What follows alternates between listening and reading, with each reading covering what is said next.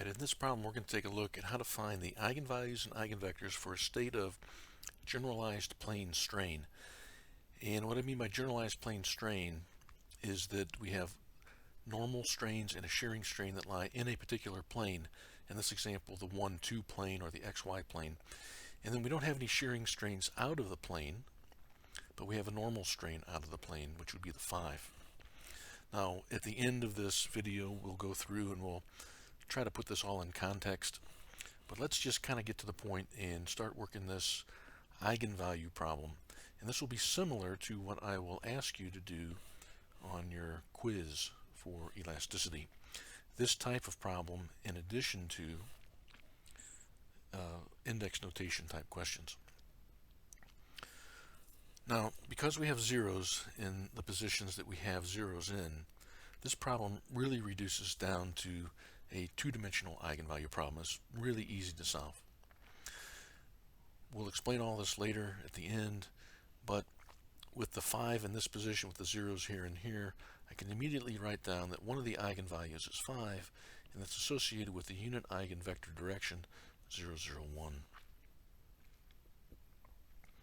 When we solve an eigenvalue problem, we're looking for two things. We're looking for values that make the characteristic equation equal to 0. Those are the eigenvalues. And we're looking for vectors that are associated with those eigenvalues. Those are the eigenvectors. Okay, let me just write down very quickly what the eigenvalue problem looks like, and we will explain where this comes from here pretty soon. But this is the classic eigenvalue problem. We have some tensor or matrix here, minus lambda I, the identity matrix, times some vector n would be equal to 0. Now the characteristic equation comes about because this being a unit vector cannot be the 0 vector. That means that the term in the brackets is the 0 tensor. If this is the 0 tensor, then the determinant of the left-hand side and the right-hand side are the same because they're equal, and the determinant of this is 0. And so that's how we get our characteristic equation. Okay, so this would be the 0 vector, this would be the 0 tensor, and this would be 0 the scalar. Alright, so when we can identify one of the eigenvalues right away, then we can effectively strike that row and column out of this, and we're going to work with a reduced or 2D matrix or vector of components.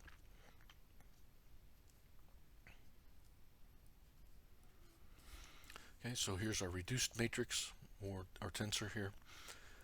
If we want epsilon minus lambda I, then that would be the same as putting the lambda on the diagonal terms. And we're going to take the determinant of this. Now, if you don't remember how to do a determinant for a 2x2 matrix, here it is. For a 2x2 matrix, we take those two values,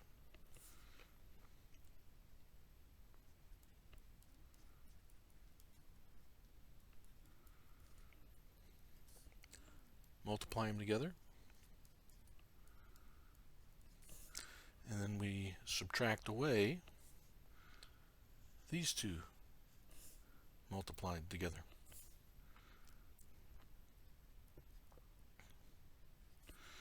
Alright, let's expand this out. We're going to have 12 times 7. We're going to have minus 7 lambda. We're going to have plus 12 lambda. And then we're going to have a plus lambda squared and a minus 64. And actually this is a minus 7, so I need to be a little bit more careful here.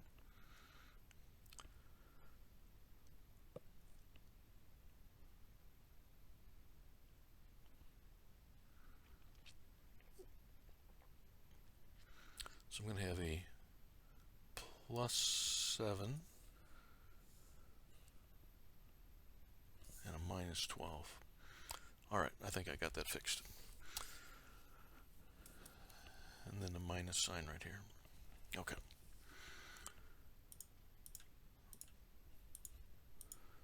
Twelve times 7 is 84. And then the 64, that'll give me a total of negative 148. So I'm going to have lambda squared. It's going to be a minus 5 lambda and a minus 148 is equal to 0. So in a 2 by 2 problem, our characteristic equation is a quadratic. For a full 3-dimensional problem, you'd have a cubic. For the full 3-dimensional problem, where you cannot reduce it easily to a plane problem, you go ahead and use MATLAB, use your matrix functions on your calculator. For the 2D problem, or what we can reduce down to the 2D problem, I'm going to ask that you do not use your matrix functions on your calculator or MATLAB for your quiz. Your quiz is just going to be with your calculator, and you're just going to have to do this by hand like we're doing right here. There's a lot of insight that we can get by going through these steps. And as a student in a mechanics class, I think it's something that you should be able to do is to solve at least a 2D eigenvalue problem, give it the proper context. Alright, so since this is a quadratic, we're going to use our quadratic formula. And I'm going to write that down here. Of course, we're going to have two roots. Negative b plus or minus the square root of b squared minus 4ac all over 2a, where the coefficients are determined by the standard form a lambda squared plus b lambda plus c. So in this particular case, I would have what minus a negative 5 plus or minus the square root of negative 5 squared minus 4ac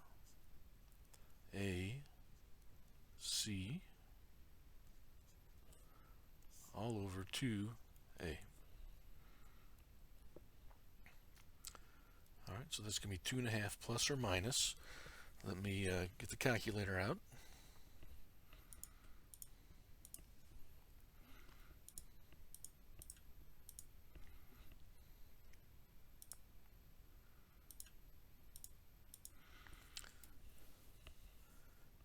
And if I take the square root and then I divide that whole thing that's left by 2 from down here, I get 2.5 plus or minus 12.4197.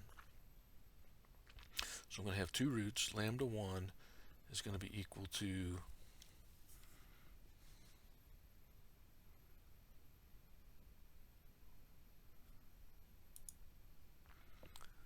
2.5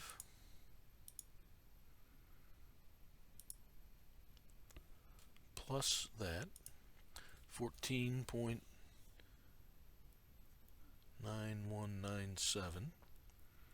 and then my second root is going to be 2.5 minus 12.4197 minus 9.9197. Okay, so these are the associated eigenvalues for this two-dimensional tensor, two-dimensional matrix. Now, we're at a point where we can check our work. If you remember, one of the things about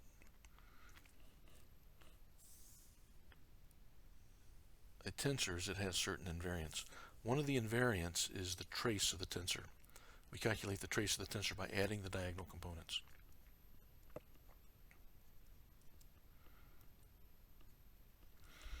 So 12 minus 7 plus 5 is 10. This is in the particular coordinate system that we're in right now. When we align ourselves with the principal strains, that coordinate system is just a coordinate system rotated from the original coordinate system. We're making the shearing terms vanish, but it's still at that point in the material, and so the trace should add up to be the same because that's invariant. So 4.9197 minus 9.9197 plus 5 does indeed equal to 10. So if it didn't equal to 10 or close enough with round off, then we would have made a mistake somewhere. So this is a place where you can check your work. All right, the next thing we're going to do is we're going to find the eigenvectors associated with these particular eigenvalues. So let me make a little bit of room. All right, so let's look at the eigenvalue problem again in general. Epsilon minus lambda I n is equal to the 0 vector over here. And now what we're trying to do is we're trying to find n. Now we know what the lambda is. We're going to find n. The way we can do this is we can set the problem up very similar to when we found the characteristic equation. But now we're going to have 12 minus lambda 1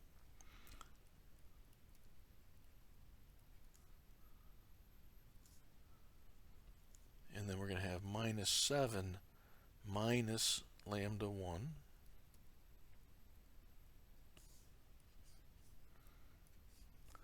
we don't know what they are yet. We're going to call these n1 and n2.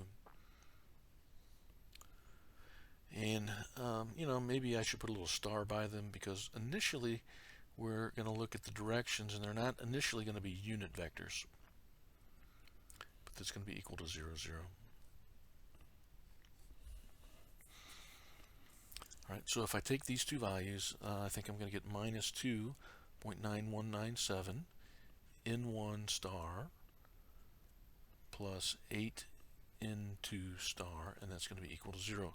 That's this row and this column multiplied out. We could also multiply out the second row in this column, and it may not look like it. Let's go ahead and do it. Let's see, minus 7 and minus 14, I think that's minus 21.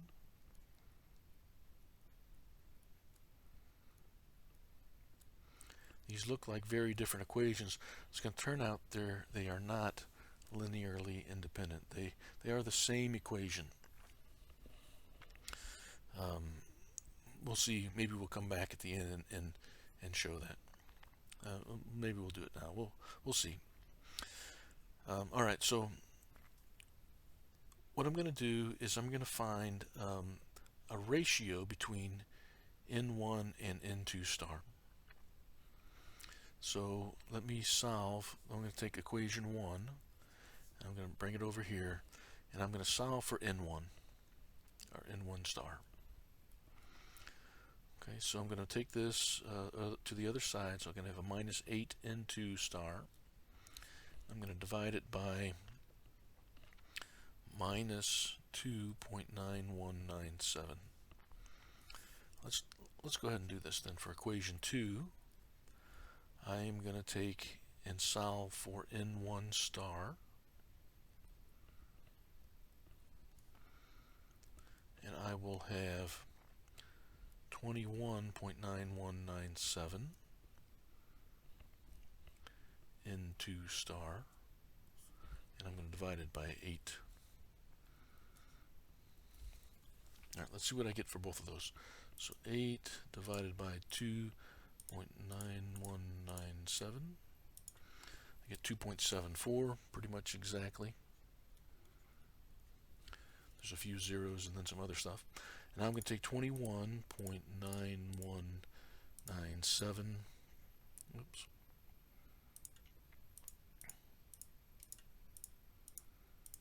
And I'm going to divide that by 8. And I get 2.7399.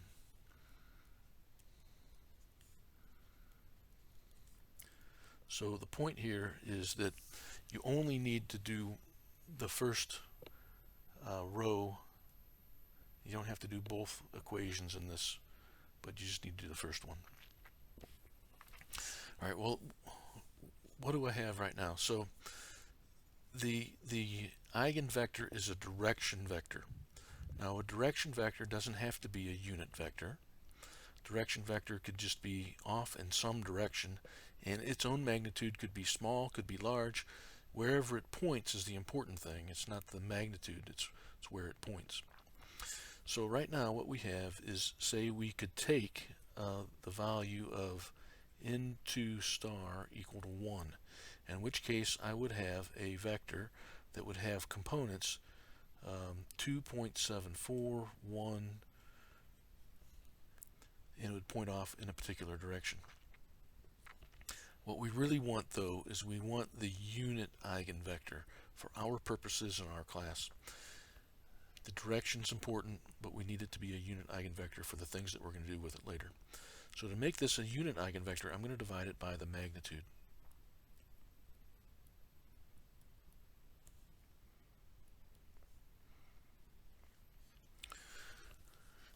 So let's see, 2.74, I'm going to square that, I'm going to add that to 1 squared.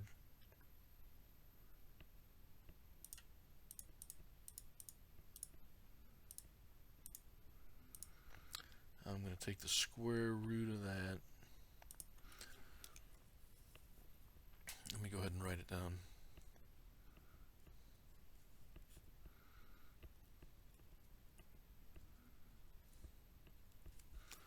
So I'm going to remember that number.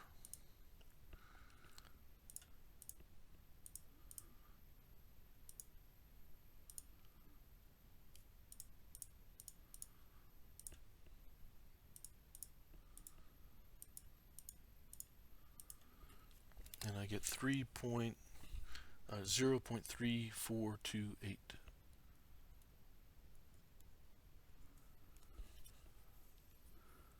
Okay, now I'm going to take 1, and I'm going to divide it by my magnitude.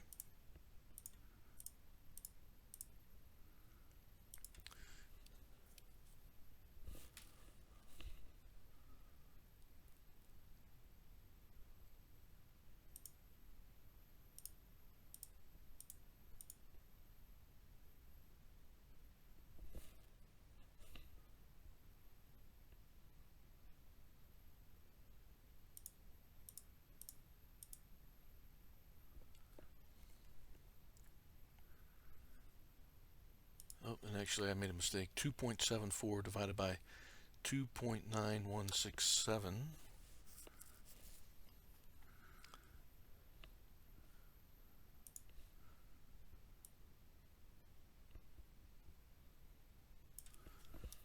That is 0.9394. And then I guess I did the wrong one. 1 divided by 2.9167, that's the 3.42. 0.3428. Alright. Now this is the two-dimensional eigenvalue. The three-dimensional eigenvalue that's associated with this is going to be, let's see if I can fit it in here, 0.9394, 0.3428, and 0. Alright, now we're going to do the exact same thing, but we're going to work with lambda 2. Alright, so I've just written down the epsilon minus lambda I matrix. And this will be a different n1 and n2 star. And then that'll be equal to 0, 0. Alright, so let's take the first one that we have here. We're going to have 12 minus a negative 9.9197. That would be a 21.9197 n1 star plus 8 n2 star, and that would be equal to 0.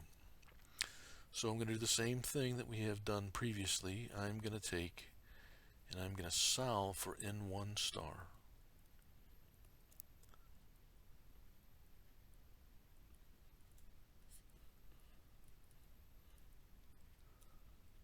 Let's see what we get. We have a negative 8 on the right hand side. We're divided by 21.9197. That looks like it's equal to 0.3649.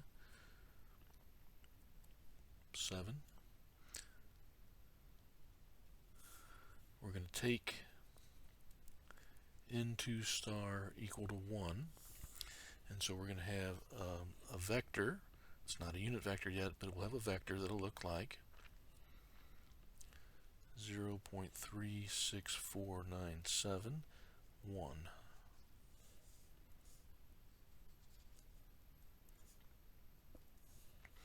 And we're going to divide that by the magnitude of 0.36497,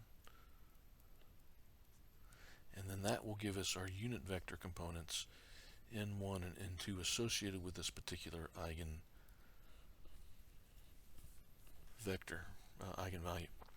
So let's find the magnitude first. We're going to square that. We're going to add 1 to it. Take the square root. So on the bottom, looks like a pretty small number.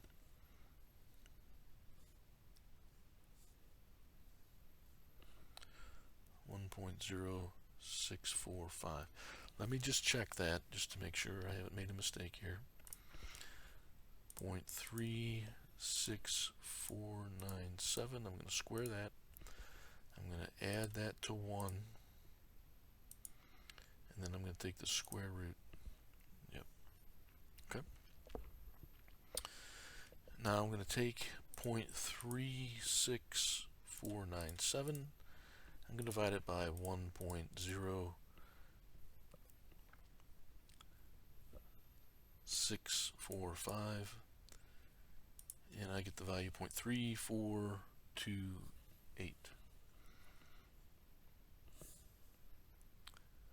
And I'm going to need a sign in here real quick.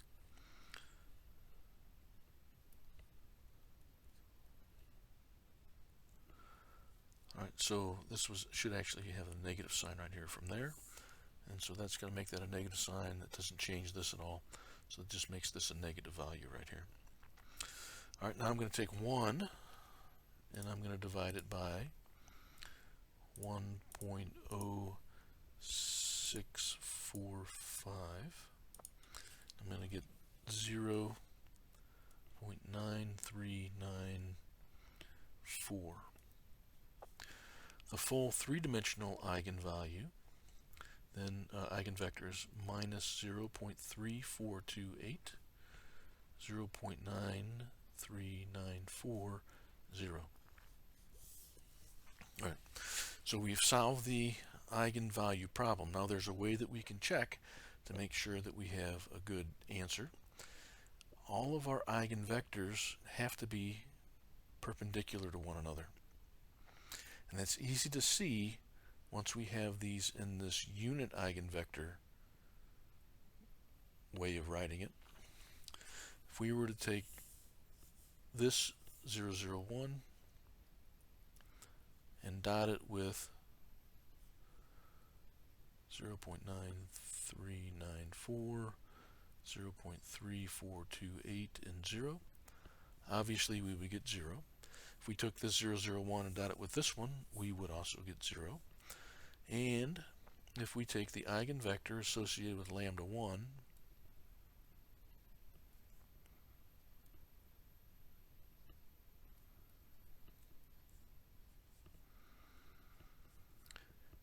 dot it with the eigenvector associated with lambda 2,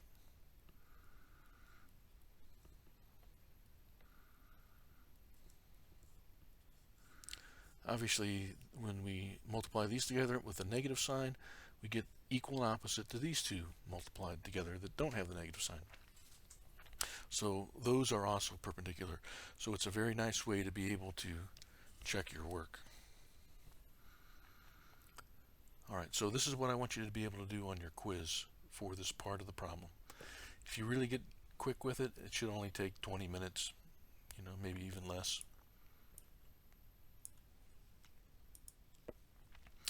Now let's talk about the eigenvalue problem in general and try to put some context into this.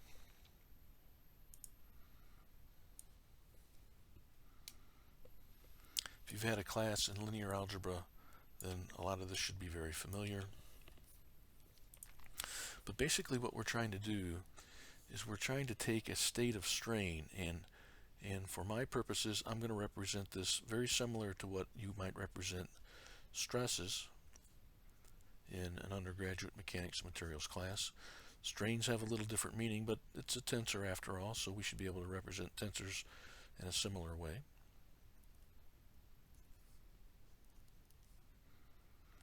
Now this is, I'm going to write down a tensor shearing strain. Remember, the gamma xy that we think of the engineering shearing strain is actually 2 times the tensor shearing strain epsilon xy. But we can think of it like this. And then in the z direction, then we have the value of 5 over here. If we were to show this in a cube of material,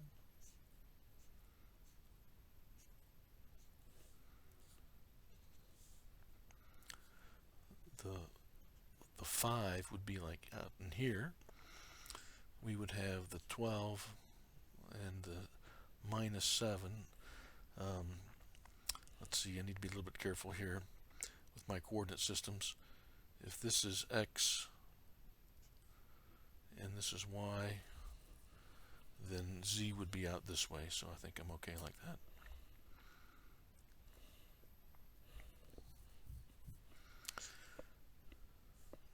And then we have a shear that's in here.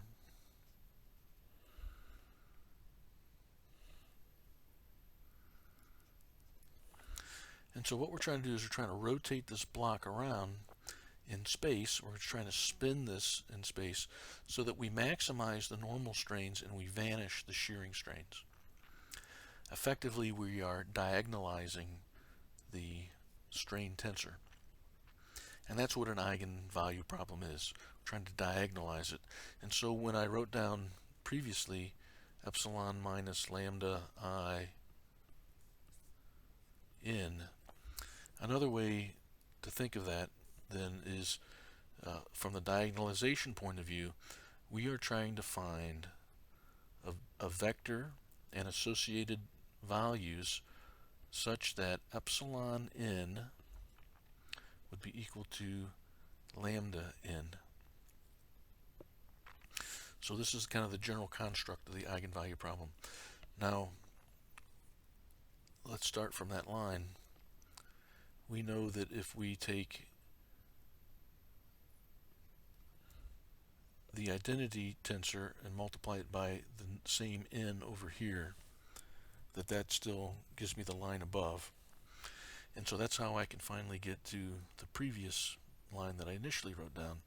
Epsilon n minus lambda I n is equal to the 0 vector. We can group this such that the n is on the outside of the parentheses. And I think we mentioned previously that this has to be the 0 tensor.